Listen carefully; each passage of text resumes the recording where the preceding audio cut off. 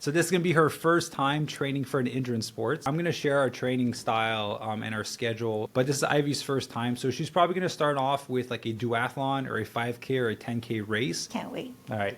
Love you. All right. Good morning, everyone. Welcome to another vlog style. I'm going to basically be staying in my office, but I want to announce that I'm officially going to be stepping back into competing into half Ironman. So in this video, I'm going to share my training and what I'm going to be doing. I'm going to share who I'm going to be doing it with. And I also want to mention that I'm going to be documenting this whole journey on YouTube, podcasts, and all the platforms that exist for the next year. And so the goal is to be able to crush my times at half Ironman compared to when I was competing way back in the day. So almost 3 years ago, and document the process of me being shredded. So just to put into perspective, when I competed, I was 170 pounds approximately. I'm 6'4", so I was really light for 6'4", and that's because I want to be as light as possible on the bike and on the run. But the thing is, I didn't look that great. I didn't look too jacked. And so the goal this time is to stay around 190 pounds. So I bulked for the past year and I went up to 205 pounds, and then I did a little cut, so I'm down to 192 pounds right now. So I'm 2 pounds away from my goal, and we're just starting the training. So the goal will be to continue to shift my body composition over the course of the next year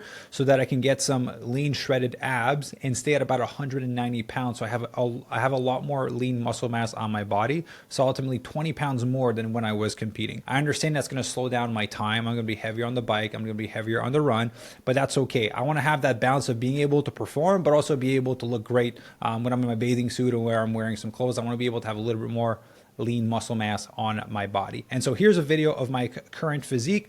Again, some of you may be looking at this and be like, you're already in shape, you're already lean. It all depends on your standard. To me, I'm a little bit fluffy on that video. Again, I like to be a little bit more shredded and lean compared to what's on this video now. But I purposely didn't continue my cut for the past month and a half or so because I knew that I was going to be documenting this project, and I wanted to start at a place where I had something to lose ultimately. So this is the starting point. As you can see, when I kind of push down my stomach, there's not a lot of fat there. It's just that little layer of fluff that I need to get rid of. So we're going to be taking our time shifting our body composition over the course of this journey. Now, I'm going to be doing this training with my lovely fiance, Ivy, which is right here. I'm super excited for her because she's never done anything like that. Come and sit here. All right. How you doing? Good. Good. So this is going to be her first time training for an endurance sport. Are you excited? Scared. You're scared? What are you scared about? Because I don't know what to expect. Yes, she doesn't know what to expect. So I'm going to share our training style and our schedule. In a little bit, I'll be sharing my screen. But this is Ivy's first time. So she's probably going to start off with like a duathlon or a 5K or a 10K race. I don't know if I can ever get Ivy to get her hair wet in the pool. So it's cold. And she said it's too cold. You get used to it. You moved to Canada with me. So we'll get her started probably on a running race or a duathlon. So it's basically you run and then you bike and then you run. That's what a duathlon is. So she wouldn't have to wet her hair and go in the cold water or train in the cold water. I don't mind the cold. I mean the wet. Yeah. It's not cold. It's the cold.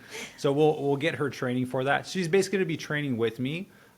She will be doing some parts of my training, but I told her she has no obligation in doing all the training sessions because I understand what it takes to train for half Ironman, and it's a lot. That's why it took me 3 years to position my business and my life to the place where I had the time to do that style of training. So we'll get her started and kind of increase up. Can't wait. All right. Love you. I'm going? Yes, big butt. Go over there. So I'm just going to share my screen with you guys, and I'm going to go over the training strategy. So one thing I did is I hired my triathlon coach that helped me for all my other races. His name is Nick. Incredible coach, great buddy of mine. Really took care of me back in the day because I had nothing. He basically loaned me his bike to race. He gave me a triathlon suit so that I could race. Like, he really helped me get into this beautiful sport, and I absolutely love it. And it's because of people like him that makes the community so great for the triathletes. So we're going to be using a platform called Training Peaks for a train. This is a platform that's more for endurance sports. So a lot of coaches use that for endurance sports. So now, this is today, what are we, October 30th, right? So we have 2 more days to the month when I'm recording this. You guys are going to be seeing this on November 4th. So today I did my strength training session. I'm going to do a bike ride tonight. On Tuesday morning, we're going to do a run for 33 minutes and then a bike in the evening, strength, bike, run, bike, so it's basically we're doing 2 workouts every single day for the most part. The next week is not fully scheduled out yet. He's working on that. So every day we're going to be doing about 2 workouts from Monday to Friday, right? And the reason I'm doing 2 is because I'm adding some strength training in there. A lot of triathletes or endurance athletes don't do a lot of strength training. Like I mentioned, my goal is to stay jacked, keep some muscle mass, and look great when I'm shirtless and not look super skinny like I was when I was weighing 170 pounds when I was competing. And so I'm keeping the strength training at 3 times a week minimum. If I feel great on a Saturday, I will also go for an additional strength training session, max of 4 strength training sessions. You don't really need more than that because there's enough stress on the body with everything else that is happening. I'm going to be documenting how I'm manipulating my nutrition to be able to build lean muscle and retain as much lean muscle mass as possible while getting shredded, while training for the endurance sports. Now, the thing here is that it won't happen fast. It's going to happen very slowly. So I always give this analogy to my clients. If you're trying to go after a bunch of different goals at the same time, it's going to take it's going to be slower to reach everything. So I use the analogy of it's like putting you in enclosed areas with 2 rabbits. If you're trying to catch both rabbits at once, it'll take you a long ass time before you're able to do it. It's a lot better if you go for one rabbit and you catch it and then go for the other one after. So what that means is if you're trying to train for endurance sports and get super jacked and build a ton of muscle, the performance of training for endurance sports is going to be affected, and the speed at which you can gain lean muscle mass is going to be affected. So it's going to take a lot longer. On my side, I've done every single transformation you can ever think of. I've been 240 pounds. I've been 3% body fat. I've been skinny fat. I've been chunky. I've been shredded. I've been jacked. I've been all of them. So ultimately, I'm just doing this for fun because I like it. So I'm in absolutely no rush because this is my lifestyle. This is how I live my life for the rest of my life. And that's how I've been living my life for the past 18 years. So I don't really have any issues with taking my time on this journey.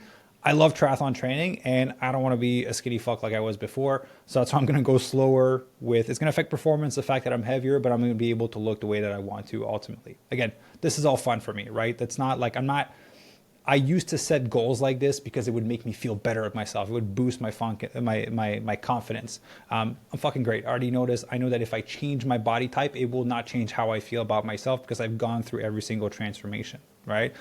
What makes me more confident and helps me increase how good I feel about myself is if I have the ability to stick to my own word. That's the real shit, right? It's not getting to 6-pack, but it's telling myself that I was going to do it and then I got it.